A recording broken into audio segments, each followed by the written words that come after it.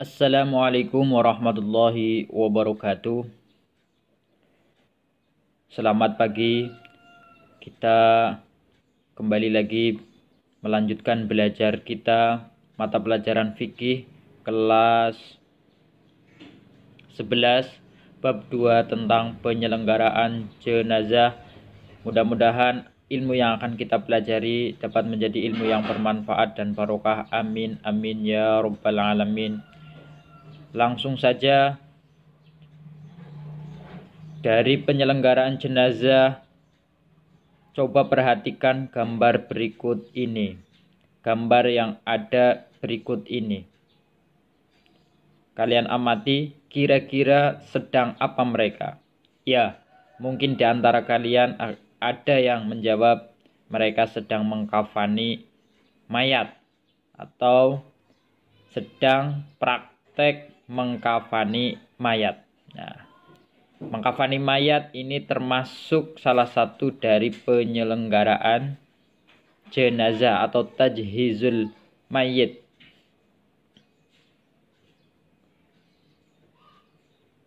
Pembelajaran kita kali ini kompetensi dasarnya adalah fokus kita ada pada kompetensi dasar yang 3.2, yaitu menganalisis ketentuan penyelenggaraan jenazah. Menganalisis ketentuan penyelenggaraan jenazah dengan indikator mengkorelasikan ketentuan penyelenggaraan jenazah, mendeteksi ketentuan penyelenggaraan jenazah. Peta konsep dari pembelajaran kita adalah dari penyelenggaraan jenazah ini meliputi memandikan jenazah, mengkafani jenazah, mensolati jenazah, dan menguburkan jenazah, yang mana semua itu adalah hukumnya fardu kifayah. Kembali lagi, silahkan diamati gambar berikut ini. Ini ada sekerumunan orang, ada seseorang yang sedang menyiram mayit. Nah, dari gambar ini kalian kemudian membuatlah daftar komentar atau pertanyaan yang relevan dengan gambar tersebut. Setelah kalian tadi amati, kalian membuat daftar komentar atau pertanyaan yang relevan dengan gambar tersebut. Kemudian kita lanjutkan dengan pendalaman materi. Kewajiban penyelenggaraan jenazah. Tentunya setiap seseorang yang bernyawa nantinya akan mengalami yang namanya sakaratul maut.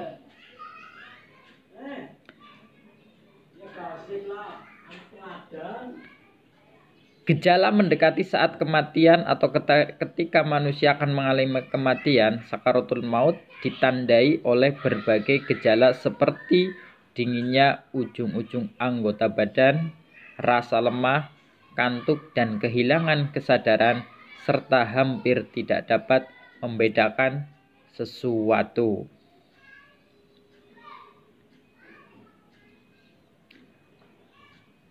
Ada beberapa hal yang perlu dilakukan ketika menjumpai orang yang baru saja meninggal dunia. Apabila mata masih terbuka, pejamkan matanya dengan mengurut pelupuk mata pelan-pelan.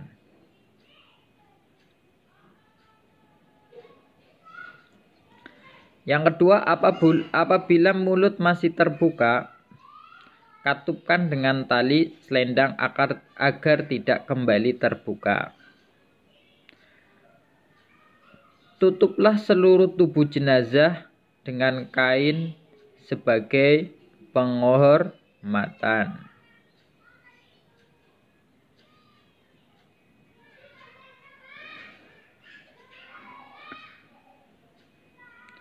Konsep penyelenggaraan jenazah. Makna penyelenggaraan adalah mengurus atau merawat. Sedangkan istilah mayit dan jenazah terkadang terasa tumpang tindih dalam penggunaannya. Namun lazimnya, istilah mayit diperuntukkan bagi orang yang belum mendapat perawatan, sedangkan istilah jenazah kerap ditunjukkan pada mayit yang sudah mendapat perawatan semestinya. Jadi, mayit itu lazimnya diperuntukkan bagi yang belum mendapatkan perawatan, yang mana meliputi dimandikan, dikafani dan disolati dan selanjutnya. Sementara jenazah itu lazimnya diperuntukkan untuk yang sudah mendapatkan perawatan semestinya. Dalam syariat Islam terdapat beberapa perlakuan yang diperlakukan terhadap mayit, yang mana ini disebut dengan tajhizul mayit. Sementara di dalam masyarakat hal itu dikenal dengan penyelenggaraan jenazah.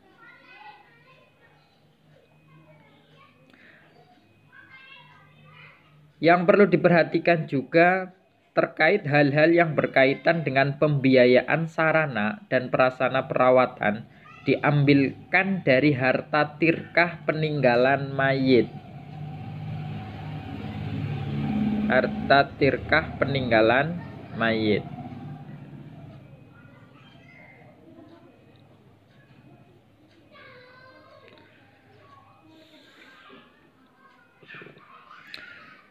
Kategori jenazah. Dalam teknis perawatan orang meninggal, ada beberapa perbedaan pelaksanaannya. Hal ini dipilah-pilah sebagai berikut. Jenazah muslim. Kewajiban yang harus dilakukan pada mayat muslim adalah memandikan, mengkafani, mensolati, dan memakamkan. Ini hukumnya adalah fardu kifayah. Sementara jenazah yang syahid dunia akhirat, siapa itu? Yakni orang yang meninggal dalam medan laga melawan orang atau melawan musuh demi membela kejayaan agama Islam. Hal yang perlu dilakukan pada syahid dunia akhirat hanya ada dua macam, yaitu menyempurnakan kain kafan ketika pakaian yang dikenakan kurang. Yang kedua, memakamkannya. Orang yang mati syahid dunia akhirat hukumnya tidak dimandikan dan juga tidak disolati. Yang ketiga, bayi prematur adalah bayi yang berusia belum genap 6 bulan dalam kandungan. Dalam kitab-kitab salaf dikenal ada 3 macam kondisi bayi yang masing-masing memiliki hukum yang berbeda. Ketiga macam kondisi tersebut adalah lahir dalam keadaan hidup. Yang perlu dilakukan adalah sebagaimana kewajiban terhadap mayat muslim dewasa.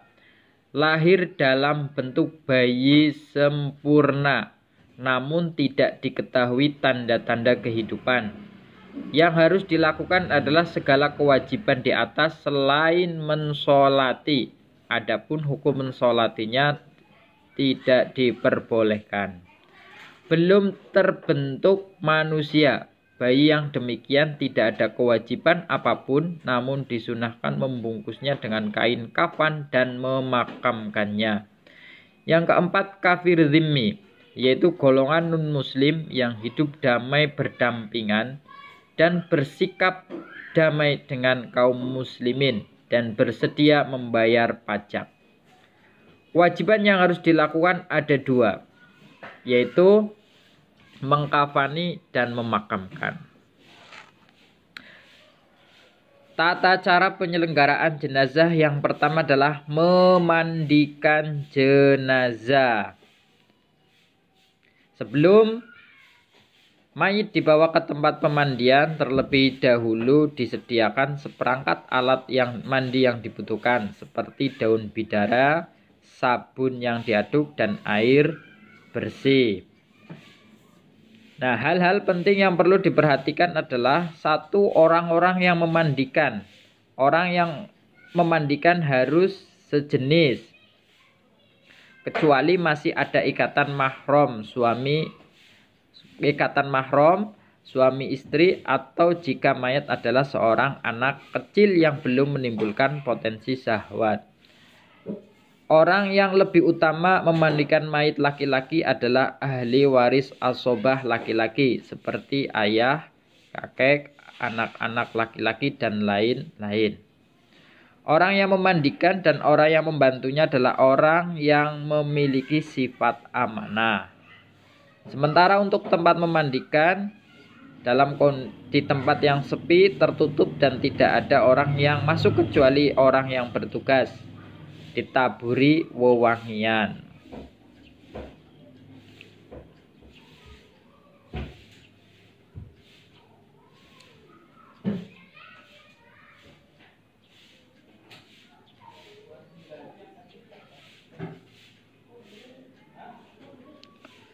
Selanjutnya setelah dimandikan, kemudian dikafani.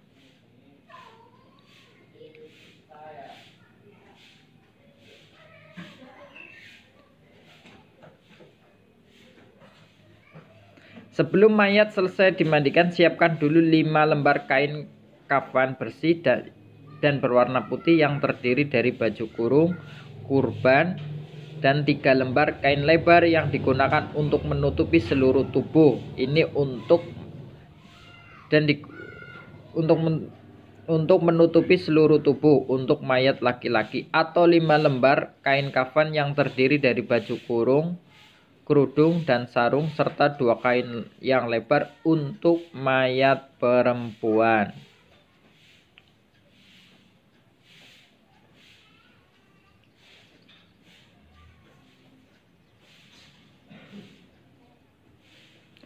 Kemudian setelah dikafani adalah disolati. Rukun-rukun sholat jenazah yaitu niat, sholli ala hadzal mayyiti atau hadzihil mayyitati arba'a takbiratin ma'muman atau imaman fardhu kifayatin lillahi ta'ala. Berdiri bagi yang mampu, takbir 4 kali dengan menghitung takbiratul ihram, membaca surat Al-Fatihah, membaca sholawat pada Nabi, mendoakan mayit setelah takbir ketiga, membaca salam pertama. Itu adalah rukun-rukun sholat jenazah. Selanjutnya untuk pemakaman jenazah atau terakhir. Panjangnya makam sepanjang jenazah ditambah kira-kira setengah meter. Lebar kurang lebih 1 meter. Dalam setinggi postur tubuh manusia ditambah 1 hasta. Itu kurang lebih ditambah 50 cm.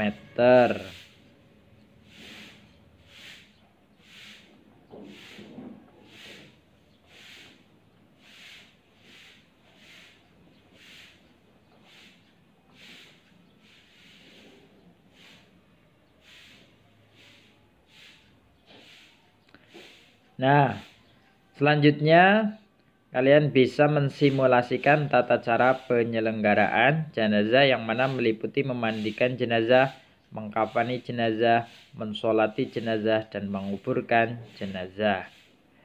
Mudah-mudahan pembelajaran kita kali ini dapat bermanfaat buat kita semua. Kurang lebihnya mohon maaf. Wassalamualaikum warahmatullahi wabarakatuh.